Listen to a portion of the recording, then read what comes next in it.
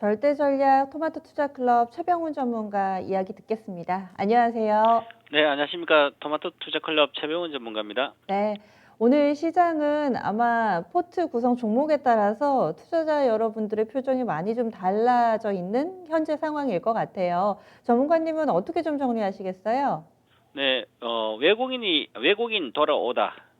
외국인 수급 얘기하시는 것 같은데 여기에 포인트 맞추시는 이유 좀 더 알려주세요. 네, 지금 최근 시장은 지수가 전고점, 사상 고점 종가 기준으로 한 80포인트 정도 남았는데요. 이 고점을 돌파하기 위해서 최근에 한 이달 들어서 10% 가까이 지수가 올라왔는데 이것이 일반인들이나 기관의 역할보다는 외국인 역할이다. 그래서 외국인이 강력히 사줬기 때문에 이렇게 주가가 올라왔습니다. 지수가. 그것도 코스피만 올라간 거죠. 자, 그럼 보면 지금 현재 이렇게 화면에 보면 외국인이 9월 11일부터 만기 이후부터는 지금 코스피 3조 2,655억을 샀는데요. 코스닥은 1960 팔았고요. 근데 이 3조 2천억 산 것이 바로 최근에 샀습니다. 그래서 11월 달 보면 11월 트럼프 당선하고 나서 산 게 3조 5천억 정도 되거든요. 지난주 금요일부터 강력히 사줬거든 2조 5천. 그래서 지난주 미국의 대통령이 결정되고 나서부터 외국인이 돌아왔다 이렇게 보면 되거든요. 그래서 외국인이 돌아온 이유가 뭘까? 이 생각을 잘 해봐야 된대요. 외국인이 돌아온 이유는 전체적으로 뭐 환율보다도 경기 회복이 글로벌 중에서 우리가 바이든 시대에 수혜가 될 걸로 보입니다. 그래서 우리나라, 중국, 독일 수출이 많은 국가가 보호무역이 어느 정도 완화되면서 수혜를 받을 걸로 보이기 때문에 외국인이 선제적으로 사고 있다. 그러면 앞으로 장은 기대해도 된다. 그런 측면에서 외국인이 집중하는 종목으로 우리도 집중 올인 투자를 하는 게 수익률이 단기적으로도 좋지 않을까 이렇게 하고 보고 있습니다. 네. 외국인 수급의 연속성을 예측하시는 이유도 좀 궁금하고요. 그리고 오늘 장에서 또 눈여겨볼 만한 체크 포인트들 있다면 좀 더 알려주시죠. 네, 외국인이 들어온 것은 국내 경기가 선행적으로 이제 좋아져야 되고요. 외국에서도 현재 경제연구원에서도 우리 내년에 경제 성장을 좀 더 높이고 있는 상태고요. 그리고 우리가 벌써 지표로도 수출이 좀 살아나고 있는 걸로 보입니다. 그리고 중요한 원달러가 지금 워낙 강세로 들어갔죠. 물론 중국도 위안화 마찬가지고요. 그래서 그런 측면으로 외국인이 매수할 여력이 매수할 모멘텀이 생기는 것이고요. 그래서 보고 있고요. 그다음에 지금 현재 전체 시장을 보면 외국 지수를 보게 되면 나스닥이 최근에 빠졌다가 어제 올라갔는데요. 자, 기술적으로 보더라도 일봉 차트로 보면 그 가일근 갔다 내려와서 조정받기 때문에 오늘 또 빠져도 크게 안 빠질 걸로 보이기 때문에 12평선 지지할 걸로 보입니다. 그래서 괜찮상 주봉 차트도 보시면 급등했다 자연스러운 조정이죠. 다 돌파한 상태입니다. 현재 중기적으로도 그렇기 때문에 돌파 지지 현재 구간이고 다시 돌파하면 강하게 또 가능하고요. 크게 내려갈 이유는 없다. 그리고 다우존스 산업지수 현재 주봉으로도 갭 떠 있는 상태고요. 그다음 월봉상에도 문제고. 그럼 현재 유럽과 미국이나 이 코로나19가 확산세 미국 같으면 4월에 1보다 더 많이 발생했으니까요.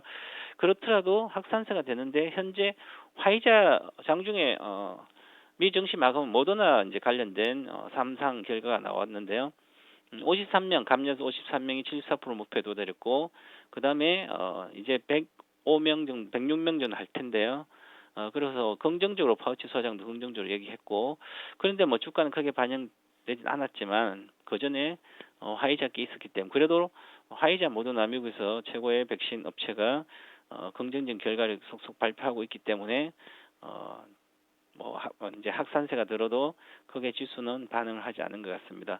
그래서 그나마 이제 좋고요. 그래서 지금은 이제 체크할 포인트는 지금 이제 나스닥도 다우존스가 훨씬 더 좀 강하게 지금 치우려고 그러고 있거든요. 물론 뭐 나스닥도 계속 올랐으니까 치는 거고요. 그래서 경기 민감주 반등 여부가 아주 중요합니다. 그래서 경기 민감주 반등이 연속성 있어야 되는 그 관련된 종목도 연속성 다우존스도 계속 좀 올라가야 되고요.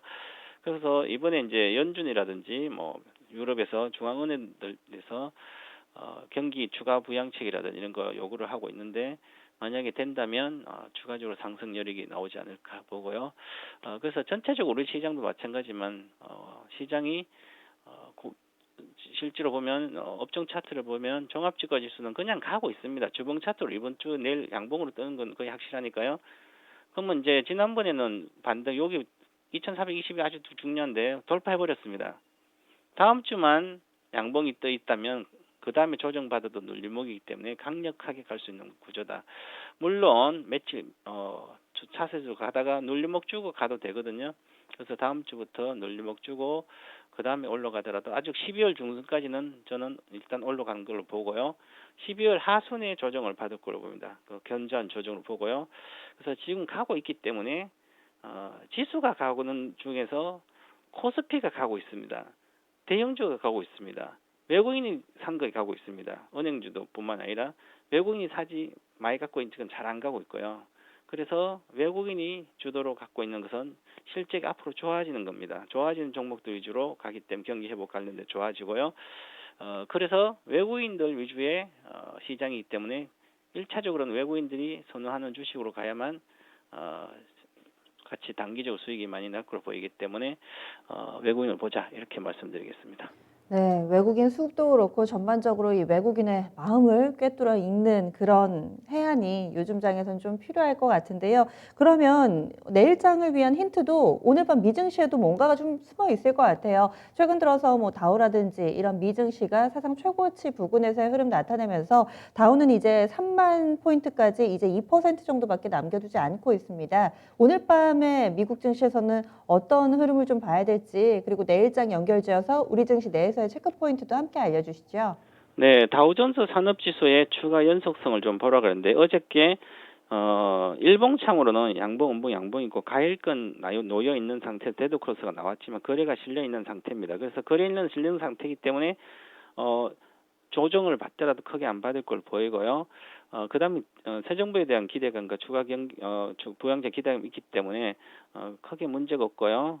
십자봉이지만 내려가는 십자봉이 아니라 시간을 걸리는 십자봉 이렇게 봐야 될 것 같고요. 그다음에 나스닥 종합지수를 보면 어제 양봉인데 오늘 음봉을 주게 되면 다시 더 내려갈 수가 있거든 밑으로. 그래서 그런데 그 전에 여기서 발생한 가일권이 갔다가 내려왔기 때문에 여기서 지지를 꼭 해줘야 됩니다.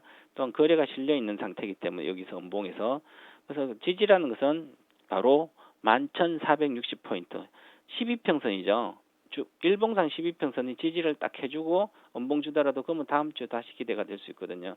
근데 이 11,460포인트가 그냥 무너져 버리면 쉽게 내려갈 수도 있다. 이렇게 해서 그렇더라도 큰 악재는 아니기 때문에 악재가 크게 있는 건 아니기 때문에 문제는 없을 걸로 보입니다. 그래서 하락이 여기서 지지하는지 여부를 체크하고요. 그다음에 기술주들이 추가로 반등 오늘 했었는데요.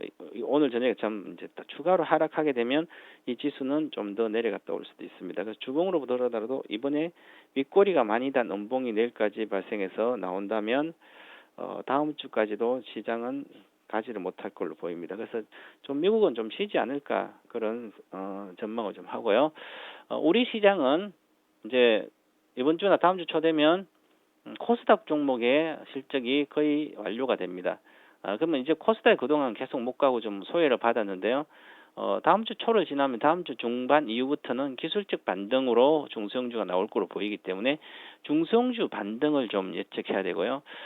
지난번에 저도 이제 방송에서 시즌가도 여기서 끝났다 그러지만 반등할 때 어떤 식의 강도를 가지고 반등한지 봐야 되고 만약에 반등할 힘이 없다면 빨리 많이 좀 비중을 축소해야 될 것 같고요. 그래서 다음 주 중반 이후에 중성지 기술적 반등장을 이용해서 비중 축소하는 전략을 가져가야 되지 않을까 저는 이렇게 보고 있습니다.